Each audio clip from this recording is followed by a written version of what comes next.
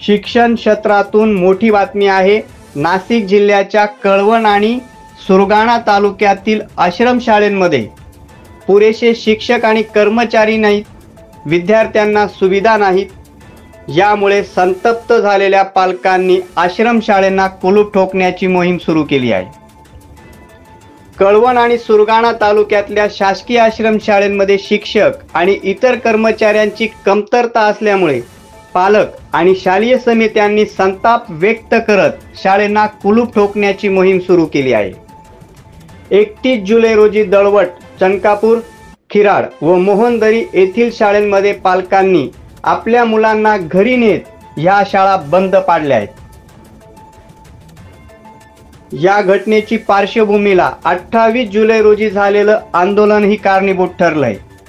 कळवण आणि सुरगाण्याचे आमदार नितीन पवार व जयश्रीताई पवार यांच्या नेतृत्वाखाली प्रकल्प कार्यालयासमोर आंदोलन करण्यात आले होते।